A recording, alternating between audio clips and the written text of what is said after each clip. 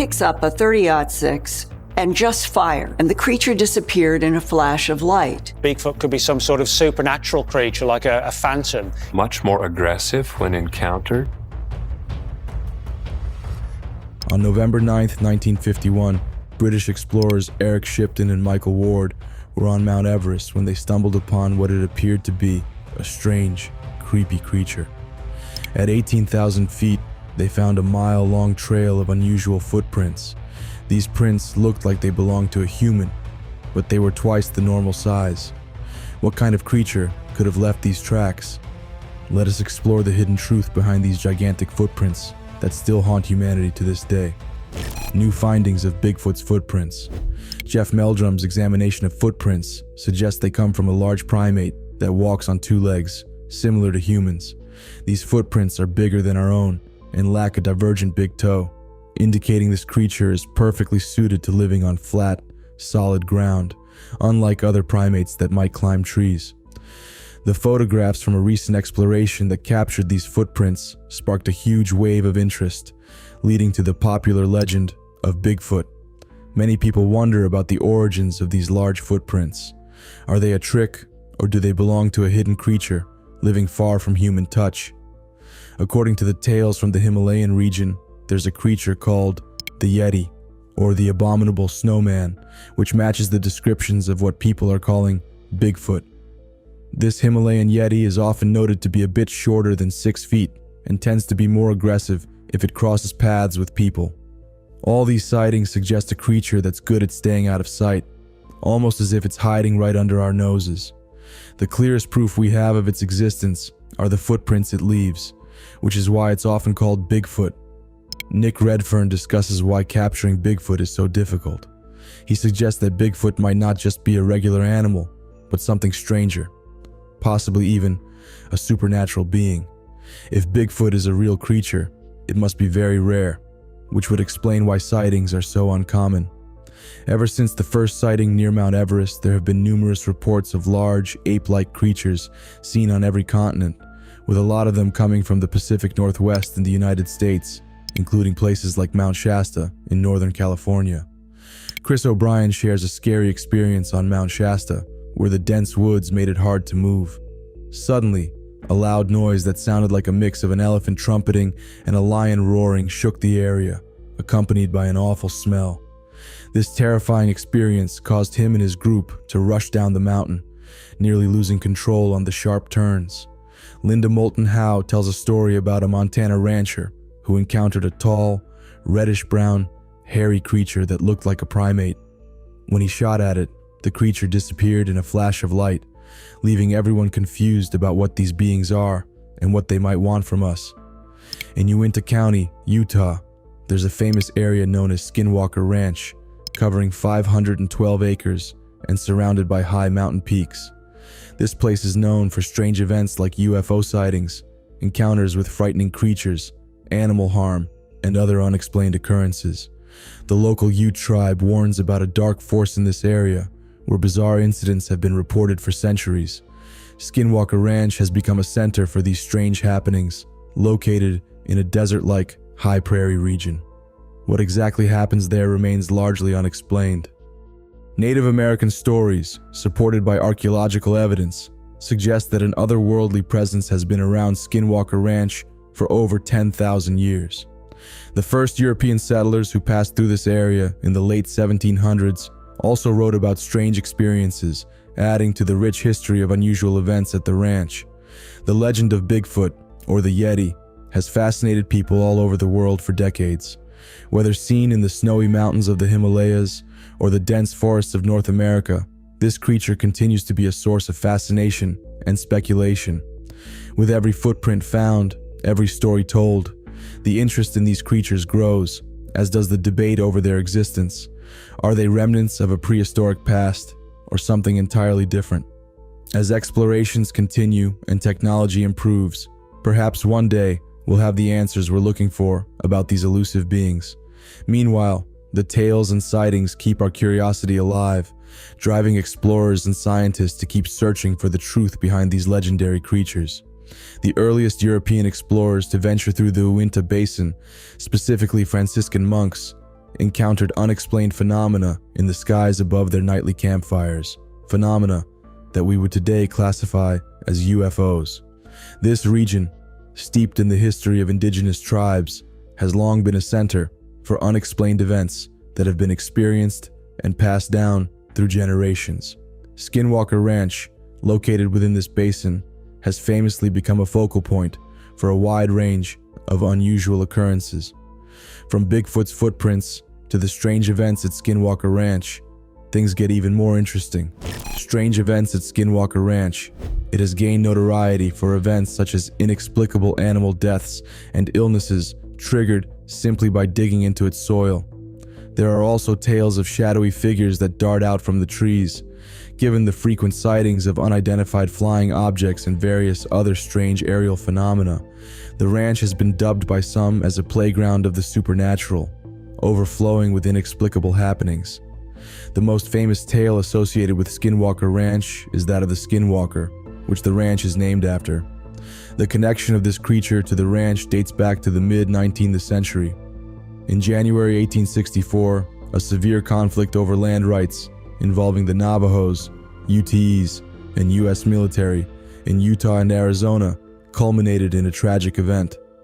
After enduring long-standing disputes, the Navajo people were forcibly relocated in what is now referred to as the Long Walk to New Mexico. The Navajos believed the UTEs were complicit with the military, and in retaliation, they placed a potent curse on the land where the UTEs resided, a curse believed to be active even today due to the continuous unusual happenings in the area. In reaction to this curse, Navajo spiritual leaders called upon a feared entity known as a Yinaldushi, or Skinwalker. These beings are often depicted as towering figures, 6 to 7 feet tall, resembling wolves, but walking on 2 legs, evoking images similar to the legendary werewolf. Discussing skinwalkers is seen as very serious and not something to be taken lightly. Even mentioning these beings is thought to bring risk, as they are considered malevolent beings intent on dominating and instilling fear in communities and territories. The local Utes tribe, even today, keeps a respectful and cautious distance from Skinwalker Ranch, acknowledging the land as cursed. They believe that the ranch is not just a local hub, but a central point of concentrated supernatural activity that affects the broader Uinta Basin. Moving to Southern California, another strange site exists in the form of Elizabeth Lake. Situated at the meeting point of tectonic plates along the formidable San Andreas Fault, this high desert lake was historically known as Laguna del Diablo, or Lake of the Devil, by the Mexican settlers. According to local legends, a portal at the bottom of the lake is said to lead to another realm. Historical records suggest that from the mid-18th century through to the late 19th century, something in the lake caused great concern among the local population. Wealthy landowners who had settled nearby often reported being harassed by a monstrous creature emerging from the lake, which would attack their livestock and frighten the community. The ranchers referred to this creature as the Thunderbird, a name reflecting descriptions of a giant bird similar to one allegedly seen by cowboys in Tombstone in 1890. Driven by tales of this formidable creature, one rancher even tried to capture it for display in a circus. His efforts were in vain, as the creature appeared to be immune to bullets, which reportedly bounced off its seemingly metallic body, prompting its escape and subsequent disappearance from California. This incident raises questions. Could the Thunderbird of Elizabeth Lake be the same creature encountered in Tombstone? And why was it referred to with such an ominous name as the Devil's Pet? Standing Elk mentions that early settlers lacked the modern terminology we have today, so when they encountered things they couldn't explain, they often described them using terms associated with the devil, such as Devil's Tower or Devil's Lake. Coppin suggests looking beyond religious interpretations to understand that these sites were known as gateways to other dimensions, which could clarify why strange entities were frequently reported in these specific locations. The stories and cultural narratives surrounding these areas provide a complex layer of traditional beliefs and modern curiosity, blurring the lines between historical accounts, folklore, and actual events. Skinwalker Ranch and Elizabeth Lake serve as prime examples of places rich with tales that challenge our understanding of the natural world. These stories invite us to explore the depths of human belief and the possibilities of other realms or dimensions. As we delve deeper into these accounts, we continue to unravel the complexities of the phenomena reported, pushing the boundaries of our knowledge and expanding our perspective on what might lie beyond the known world. At Elizabeth Lake, there might be a gateway leading to another dimension or an unknown part of the universe. This idea raises an interesting question. Could the creature known as the Thunderbird not actually be an animal, but something far more fascinating? Leaving the strange ranch, we now explore the odd tales of Elizabeth Lake and its strange creatures. The legend of the Thunderbird. The Thunderbird was described as gigantic and produced sounds similar to thunder, possibly as loud as a jet engine. This creature, famous for its glowing eyes that seemed to shoot beams, suggests that what people saw might not have been a living being, but some type of machine. This interpretation fits with the name Thunderbird and the characteristics commonly associated with it. Throughout history, various cultures have referred to similar experiences, though the names and shapes might differ. For instance, Native Americans identified such phenomena with legendary creatures, especially when technology introduced objects that flew and made loud noises, resembling nothing they had seen before. This led to these objects being revered, sometimes as divine manifestations. When airplanes first began to fly over the Southwest, the Zuni people described them as metal birds and showed deep respect for the first airplane that landed among them. This practice of interpreting unknown phenomena through familiar concepts extends back across different cultures and epochs. It's known as cultural tracking, suggesting that UFOs might adapt their appearances based on what's culturally recognizable to those who see them. In ancient China, there were tales of flying dragons. Ancient Egyptians talked about flying boats, while Romans described flying shields. These could have been their ways of making sense of things they couldn't otherwise explain, using terms and images from their own environments. In terms of Earth's own history, there are still questions that captivate our imagination.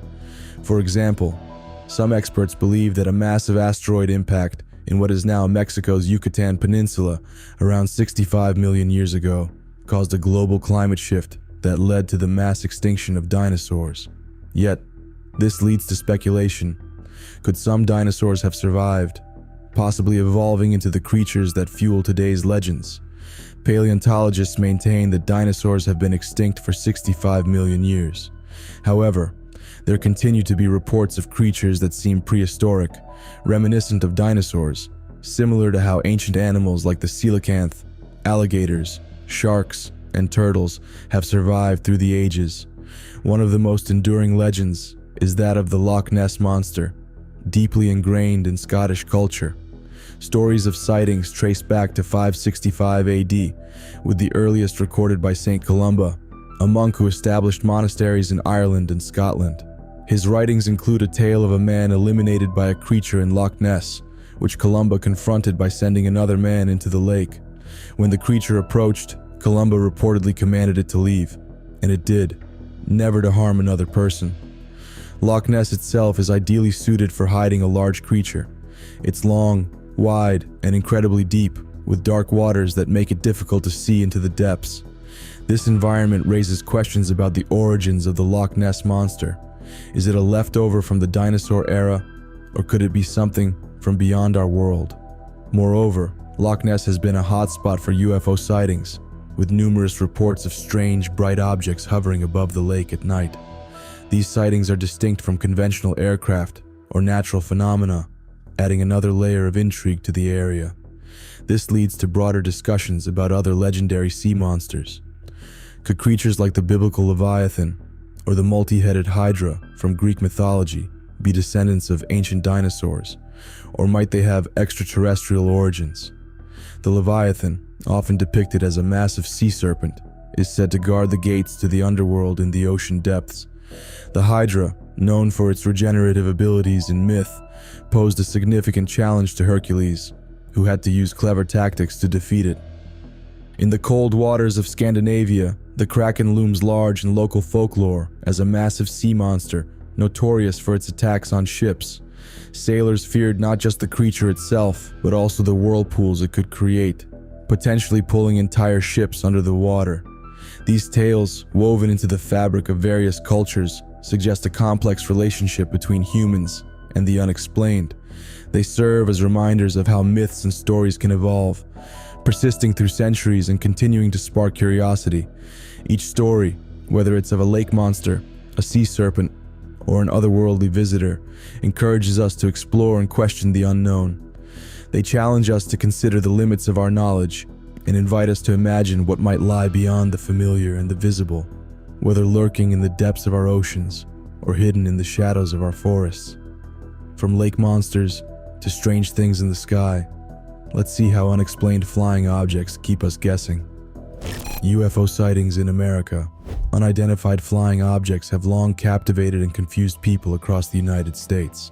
For many years, various unexplained aerial events have captured public and scientific attention, sparking thorough investigations and ongoing debates. The 1947 event in Roswell, New Mexico, is among the most well-known. There, a strange object crashed on a ranch, leading many to speculate it was an alien spacecraft. Initially, the military described it as a flying disc, only to later change their statement, declaring it a mere weather balloon. This quick change in story prompted further talk about a possible cover-up. Another noteworthy event is the Lubbock Lights phenomenon in 1951. Here, 3 college professors in Lubbock, Texas, spotted strange lights arranged in a V formation in the sky. Over several evenings, many locals reported seeing similar strange lights. Official reports dismissed these as mere reflections of city lights off migrating birds. However, several eyewitnesses challenged this explanation, pointing out the unusual speed and precision in the light's movement. In 1957, the Levelland, Texas community reported multiple sightings of a rocket-shaped object that seemed to interfere with car engines, causing them to stop working. The Air Force suggested an electrical storm might be to blame, yet weather reports showed no storms in the area that evening. This case was also recorded in Project Blue Book, a formal Air Force study of UFOs from 1952 to 1969. The 2004 USS Nimitz encounter brought forward radar evidence of an unidentified object off San Diego's coast. Pilots described seeing a white, tic-tac-shaped object that moved erratically at speeds defying existing propulsion technologies. Despite detailed radar tracking, the object showcased maneuvers that surpassed any current human technology.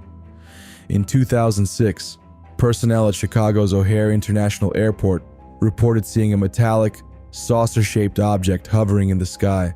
It ascended rapidly, punching a clear hole through the cloud cover.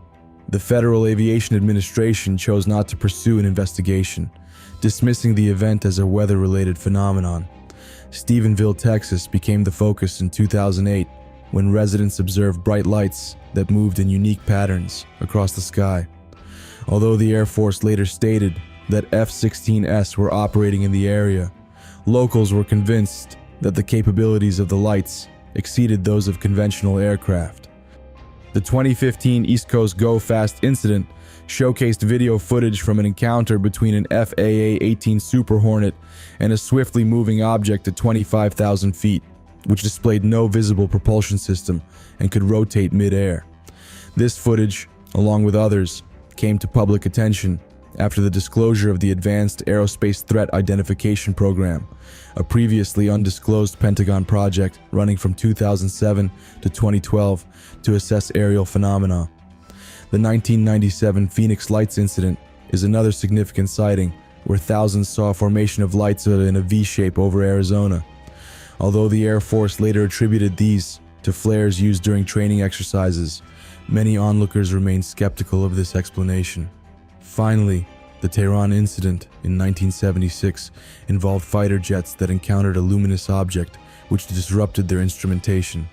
Official U.S. documents later suggested the object could have been Jupiter or a meteor shower, yet the pilots experienced equipment malfunctions and observed behaviors that did not align with natural celestial events. Each of these events has undergone extensive scrutiny, resulting in various interpretations. Some speculate on extraterrestrial involvement, while others suggest they are either natural phenomena or advanced human-made technologies. Despite thorough investigations, many of these sightings still lack a definitive explanation, continuing to engage both the public's and the scientific community's interest. Could these massive footprints be evidence of an undiscovered species, or is there another explanation for their presence on Everest? Let us know what you think in the comments below. Remember to like and subscribe for more.